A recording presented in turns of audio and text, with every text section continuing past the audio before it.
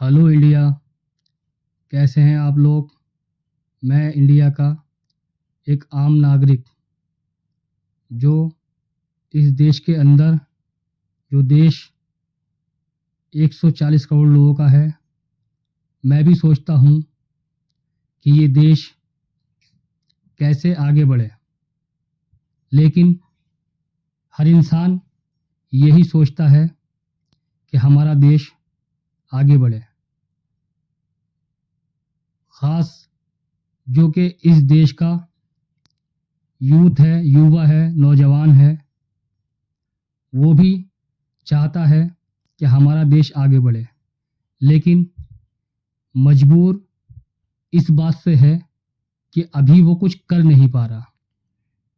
तो मैं उन नौजवानों से कहूँगा कि आप लोग अगर ये चीज़ अपने अंदर ठान लें कि हमें देश के लिए कुछ करना है, तो फिर आप लोग अपने लिए भी करने वाले बन जाएंगे।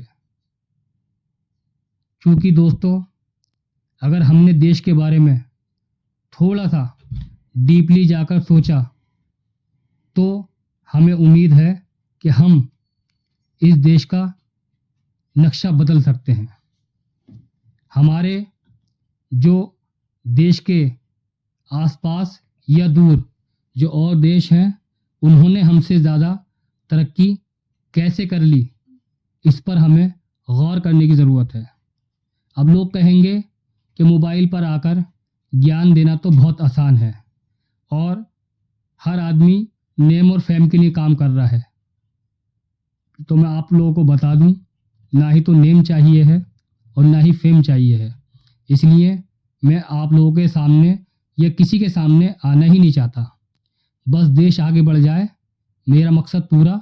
और आप लोग देश को मजबूत करने के लिए मजबूत काम करना शुरू कर दें तो देश तरक्की करना शुरू कर देगा। हो तो ये रहा है कि इस देश के अंदर सरकार से कोई आटा मांग रहा है तो कोई किसी बड़ी कंपनी से डाटा मांग रहा है। हम यहाँ तक तो पहुँच चुके हैं। हम हर बात पर सिर्फ देश को बुरा कहते हैं, देश की बुराई सोचते हैं। और देश की बुराई क्या होती है? देश की बुराई ये भी होती है कि हम सोशल मीडिया पर आकर कहते हैं हमारे देश में ये नहीं है, हमारे देश में वो नहीं है। हालांकि ये बताइए, घर के अंदर अगर कोई सामान नहीं है, घर के अंदर कोई चीज़ नहीं है, तो उसको लाने वाला, उसको पूरा करने वाला कौन होगा? देश के अंदर का, घर के अंदर का ये आदमी तो होगा। ये हमें सोचना चाहिए। देश, हम कहते हैं हमारा देश तो अभी 20 साल पीछे है और देशों से, 50 साल पीछे है। तो इस देश के लिए कोई नए टायर तो आएंगे नहीं, कोई रॉकेट साइंस तो आएगा नहीं कि हम इस देश को आगे बढ़ा कर ले जाएं। इस देश को हमें बढ़ाना है, इस देश को हमें अगर तरक्की दिलाना है तो हमें खुद को मेहनत करनी पड़ेगी। देश की छोटी छोटे काम को जो है हमें करना पड़ेगा, देश के बड़े बड़े काम को हमें करना पड़ेगा। क्योंकि देश जब आगे बढ़ता है जब देश के 140 करोड़ लोग देश की तरक्की के लिए सोचते हैं।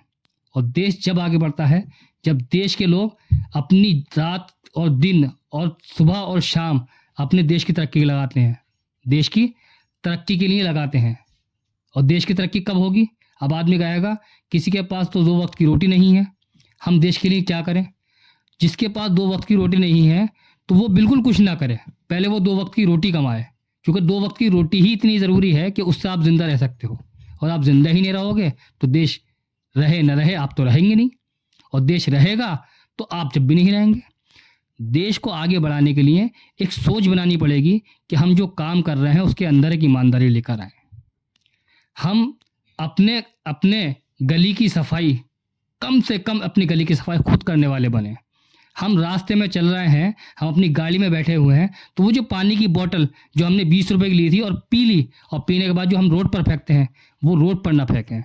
कम से कम वो जो हमने बनाना जो लिया है अपनी फैमिली के साथ, हम गाड़ी में, कार में, बस में, ट्रेन में, जहाज़ में, या जहाँ भी हैं, उसका जो ऊपर का कवर है, जो छिलका है, उसको सही जगह डालने वाले बन जाए।